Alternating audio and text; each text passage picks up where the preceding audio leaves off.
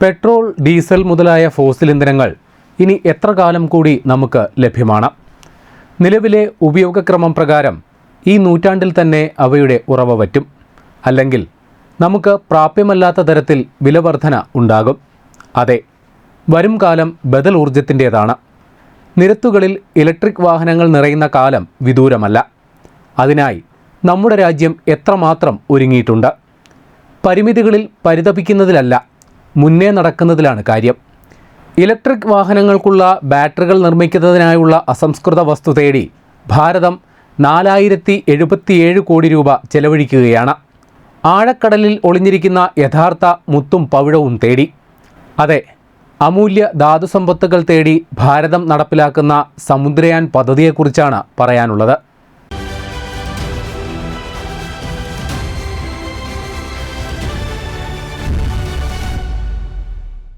നീല സമ്പദ് വ്യവസ്ഥ എന്ന് കേട്ടിട്ടുണ്ടോ?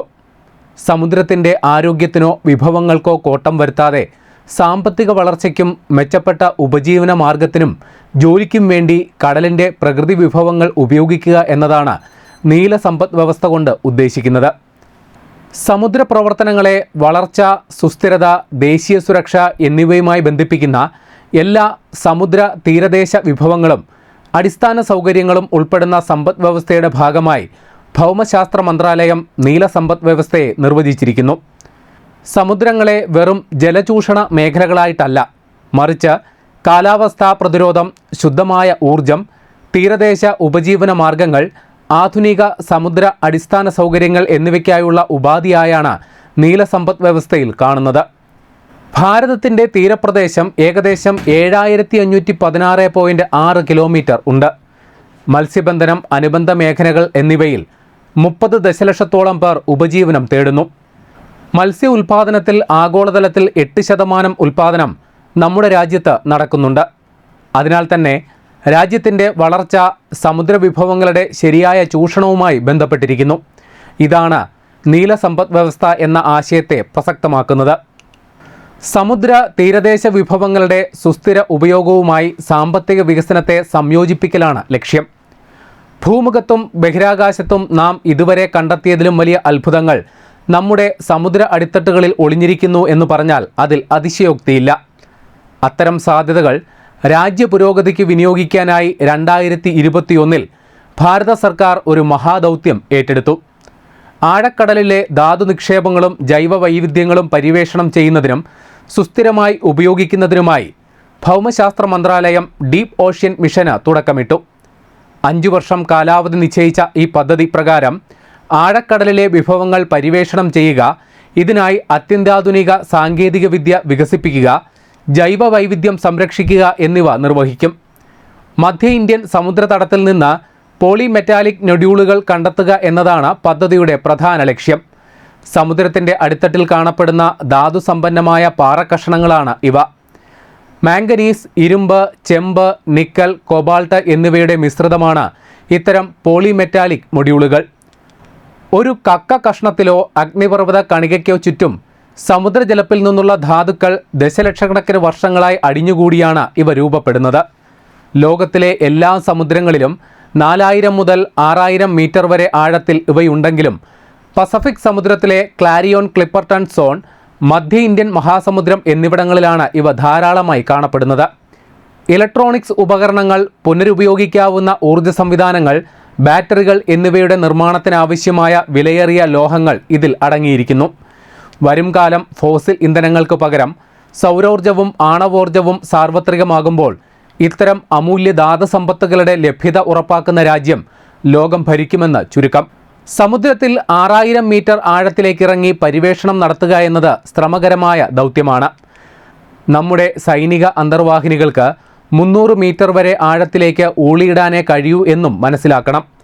അറ്റ്ലാന്റിക്കിൽ മഞ്ഞുമലയിൽ ഇടിച്ചു തകർന്ന ടൈറ്റാനിക് കാണുന്നതിനായി സമുദ്രത്തിൻ്റെ അടിത്തട്ടിലേക്ക് പോയ ടൈറ്റൻ അന്തർവാഹിനി അപകടത്തിൽപ്പെട്ട് അതിലുണ്ടായിരുന്ന 5 പേരും മരണമടഞ്ഞത് ഓർമ്മയുണ്ടാകുമല്ലോ. എന്നിരുന്നാലും സമുദ്രാന്തർഭാഗത്തെ പര്യവേഷണങ്ങൾ നമുക്ക് തുടർന്നേ മതിയാകൂ. പര്യവേഷണ ഗവേഷണ പ്രവർത്തനങ്ങൾക്കായുള്ള പ്രത്യേകം തയ്യാറാക്കിയ അന്തർവാഹിനികൾ എന്നത് ഭാരതത്തിൻ്റെ സങ്കല്പത്തിനും അപ്പുറത്തുള്ള ഒരു കാര്യമായിരുന്നു. എന്നാൽ ഡീപ്പ് ഓഷ്യൻ മിഷന് കീഴിൽ സമുദ്രയാൻ പദ്ധതി പ്രഖ്യാപിച്ചതോടെ കഥ മാറി. ബഹിരാകാശത്തേക്ക് മംഗൾയാൻ, ചന്ദ്രയാൻ എന്നിവ നടപ്പിലാക്കുകയും ഗഗൻയാനുമായി മുന്നോട്ടു പോകുകയും ചെയ്യുന്ന ഭാരതം സമുദ്രത്തിൻ്റെ അടിത്തട്ടിലേക്ക് പോകാൻ സമുദ്രയാൻ നടപ്പിലാക്കുകയായിരുന്നു. സമുദ്ര അടിത്തട്ടിലേക്ക് 3 പര്യവേഷകരെ എത്തിക്കാൻ പര്യാപ്തമായ അന്തർവാഹിനി തയ്യാറാക്കുക എന്ന ശ്രമകരമായ ദൗത്യം ചെന്നൈയിലെ national institute of ocean technology ഏറ്റെടുത്തു. വിദേശ സാങ്കേതിക വിദ്യയുടെ സഹായത്തോടെയായിരുന്നു നിർമ്മാണം. 80 മില്ലിമീറ്റർ കനവും 2.1 മീറ്റർ വ്യാസവും ഗോളാകൃതിയിലുമുള്ള പേടകത്തിന് മത്സ്യ 6000 എന്ന് പേര് നൽകി. സമുദ്രത്തിൻ്റെ അടിത്തട്ടിലേക്ക് 6000 മീറ്റർ അഥവാ 6 കിലോമീറ്റർ സഞ്ചരിക്കാൻ ശേഷിയുള്ളതിനാലാണ് ഈ പേര് നൽകിയത്. സമുദ്രത്തിന് അടിയിലെ ശക്തമായ മർദ്ദം ഈ പേടകത്തിന് അതിജീവിക്കേണ്ടതുണ്ട്. ഇതിനായി ടൈറ്റാനിയം അലോയ് ഉപയോഗിച്ചാണ് പ്രധാന ഭാഗങ്ങൾ നിർമ്മിച്ചത്. സമുദ്രനിരപ്പിലെ മർദ്ദത്തിൻ്റെ 600 മടങ്ങ് മർദ്ദം അതിജീവിക്കാൻ മത്സ്യ 6000-ന് ആകും. സാധാരണ നിലയിൽ 12 മണിക്കൂറും അടിയന്തര സാഹചര്യങ്ങളിൽ 96 മണിക്കൂറും ഈ പേടകത്തിൽ ഓക്സിജൻ ലഭ്യത ഉറപ്പാക്കാം. കടലിനടിയിലെ അമൂല്യ ധാതുസമ്പത്തുകൾ കണ്ടെത്തുന്നതിനോടൊപ്പം ആഴക്കടലിലെ ജൈവ വൈവിധ്യത്തെക്കുറിച്ചും പാരിസ്ഥിതിക വ്യതിയാനത്തെക്കുറിച്ചും ഗവേഷണം നടത്തലും ഈ പദ്ധതിയുടെ ലക്ഷ്യമാണ്. ധാതുസമ്പത്തുകളുടെ ലഭ്യത ഉറപ്പാക്കുന്നതിലൂടെ അവിടെ വ്യാവസായിക അടിസ്ഥാനത്തിലുള്ള ഖനനത്തിന് വഴി തുറക്കുകയും ചെയ്യും. ആഴക്കടൽ ഖനന പരിവേഷണത്തിന് അന്താരാഷ്ട്ര സമുദ്ര അതോറിറ്റിയിൽ നിന്നും ഭാരതത്തിന് 3 മേഖലകളിലാണ് അനുമതി ലഭിച്ചത്. ഇന്ത്യൻ മഹാസമുദ്രത്തിൻ്റെ വടക്കു പടിഞ്ഞാറ് ഭാഗത്തുള്ള 10000 കിലോമീറ്റർ വിസ്തൃതിയിലുള്ള കാൾസ് ബർഗ് റിഡ്ജിൽ 15 വർഷം പരിവേഷണം നടത്താനാണ് അനുമതി. ഈ മേഖലയിൽ പോളിമെറ്റാലിക് സൾഫൈഡുകളുടെ നിക്ഷേപമുണ്ട്. സെൻട്രൽ ഇന്ത്യൻ ഓഷ്യൻ ബേസിനിൽ പോളിമെറ്റാലിക് നൊഡ്യൂളുകളാണ് ഉള്ളത്. 75000 ചതുരശ്ര കിലോമീറ്റർ വരുന്ന ഇവിടെ പരിവേഷണം നടത്താൻ ഭാരതത്തിന് 1987 മുതൽ അനുമതിയുണ്ട്. ഇന്ത്യൻ മഹാസമുദ്രത്തിലെ സെൻട്രൽ സൗത്ത് വെസ്റ്റ് ഇന്ത്യൻ റിഡ്ജിൽ പോളിമെറ്റാലിക് സൾഫൈഡുകൾ കണ്ടെത്താനുള്ള അനുമതി 2016 ലഭിച്ചു. 2025 ജനുവരിയിൽ മത്സ്യ 6000 ചെന്നൈ തുറമുഖത്ത് വെറ്റ് ടെസ്റ്റ് വിജയകരമായി പൂർത്തിയാക്കി. America, Russia, Japan, France, China എന്നീ രാജ്യങ്ങൾക്ക് ശേഷം സ്വന്തമായി ആഴക്കടൽ അന്തർവാഹിനി വികസിപ്പിച്ചെടുക്കുന്ന 6ാമത്തെ രാജ്യമാണ് ഭാരതം. മത്സ്യ 6000 തയ്യാറാക്കലടക്കം ഡീപ്പ് ഓഷ്യൻ മിഷന് 4077 കോടി രൂപയാണ് രാജ്യം വകയിരുത്തിയിരിക്കുന്നത്. 5 വർഷ പദ്ധതിയിൽ ആദ്യ 3 വർഷത്തേക്ക് 2823.4 കോടി രൂപ അനുവദിച്ചിട്ടുണ്ട്. സഞ്ചാരികളെ കയറ്റിയും അല്ലാതെയും പരിവേഷണ വാഹനം 500 മീറ്റർ ആഴം വരെ എത്തിച്ചുള്ള 2ാം വട്ട പരീക്ഷണം ബംഗാൾ ഉൾക്കടലിൽ ഈ വർഷം മെയ്യിൽ നടക്കും. വർഷാവസാനത്തോടെ 6000 മീറ്റർ ആഴം വരെ അന്തർവാഹിനിയെ എത്തിച്ചുള്ള പരീക്ഷണം പൂർത്തിയാക്കാനാണ് ലക്ഷ്യം. ധ്രുവപ്രദേശത്ത് ഗവേഷണങ്ങൾക്ക് നേതൃത്വം നൽകുന്ന national centre for polar and ocean research ഈ പദ്ധതിയുമായി സഹകരിക്കുന്നുണ്ട്. അറ്റ്ലാന്റിക്കിൽ ഫ്രഞ്ച് വാഹനമായ നോട്ടൈലിൽ ഉപയോഗിച്ച് ഇന്ത്യൻ സംഘം പരിശീലനം പൂർത്തിയാക്കി. മലയാളിയായ scientist Raju Ramesh, retired commander Jatinder പാൽ സിംഗ് എന്നിവരാണ് ഇതിൽ പങ്കെടുത്തത്. 5002 മീറ്റർ വരെ എത്തി ജതീന്ദർ പാൽ സിംഗ് സമുദ്രത്തിൽ ഇത്രയും ആഴത്തിലെത്തുന്ന ആദ്യ ഭാരതീയനായി.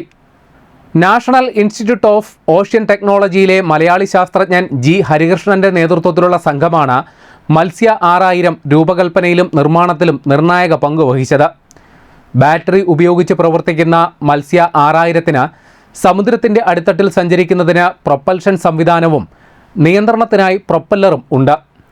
സാധാരണ നിലയിൽ 12 മണിക്കൂർ തുടർച്ചയായി പ്രവർത്തിപ്പിക്കാം. അടിയന്തര സാഹചര്യമുണ്ടായാൽ രക്ഷാപ്രവർത്തനം 96 മണിക്കൂറിനുള്ളിൽ വരെ സാധ്യമാക്കാനുള്ള ക്രമീകരണവും ഉണ്ട്. അടിത്തട്ടിൽ നിന്ന് സാമ്പിളുകളും മറ്റും ശേഖരിക്കുന്നതിന് റോബോട്ടിക് കൈകളും ഘടിപ്പിച്ചിട്ടുണ്ട്. സമുദ്രാന്തർഭാഗത്ത് വ്യാവസായിക അടിസ്ഥാനത്തിൽ ഖനനം തുടങ്ങുന്നത് സംബന്ധിച്ച് പരിസ്ഥിതി പ്രവർത്തകർക്ക് വലിയ ആശങ്കയുണ്ടെങ്കിലും ഇതിൻ്റെ സാമ്പത്തിക വശമാണ് മുഖ്യ ആകർഷക ഘടകം. ഭൗമോപരിതലത്തിൽ നിന്ന് കിട്ടുന്നതിൻ്റെ 7 മടങ്ങ് ധാതുക്കൾ സമുദ്രത്തിൻ്റെ അടിത്തട്ടിൽ ഉണ്ടെന്നാണ് അനുമാനം. കൂടാതെ ഇലക്ട്രിക് ഉപകരണങ്ങൾ, ബാറ്ററികൾ മുതലായവയുടെ നിർമ്മാണത്തിനുള്ള അസംസ്കൃത വസ്തുവായ മാംഗനീസ്, ചെമ്പ്, സ്വർണം, നിക്കൽ എന്നിവയുടെ ലഭ്യത ഉറപ്പാക്കിയാൽ രാജ്യത്തിന് കിട്ടുന്ന സാമ്പത്തിക നേട്ടം വളരെ വലുതാണ്. അതേസമയം സമുദ്രത്തിൻ്റെ അടിത്തട്ടിൽ വ്യാപക ഖനനം നടത്തുന്നത് ആശങ്കയുണ്ടാക്കുന്ന സംഗതിയുമാണ്. ആഴക്കടൽ ഒരു മരുഭൂമിയല്ലാത്തതാണ് കാരണം, മറിച്ച് ഭൂമിയിലെ ഏറ്റവും വലിയ ആവാസ വ്യവസ്ഥയാണ്. വർദ്ധിച്ചു വരുന്ന മനുഷ്യ ചൂഷണം മുതൽ കാലാവസ്ഥാ വ്യതിയാനത്തിൻ്റെ ആഘാതങ്ങൾ വരെയുള്ള വിവിധ പ്രശ്നങ്ങൾ നിലവിൽ സമുദ്രങ്ങൾ നേരിട്ടുകൊണ്ടിരിക്കുകയുമാണ്. പരിസ്ഥിതി പ്രത്യാഘാതത്തെക്കുറിച്ചുള്ള കൃത്യമായ ബോധ്യത്തിൻ്റെ അടിസ്ഥാനത്തിലെ സമുദ്രഖനനത്തിന് അനുമതി നൽകൂ എന്നാണ് ഭാരതത്തിൻ്റെ നിലപാട്.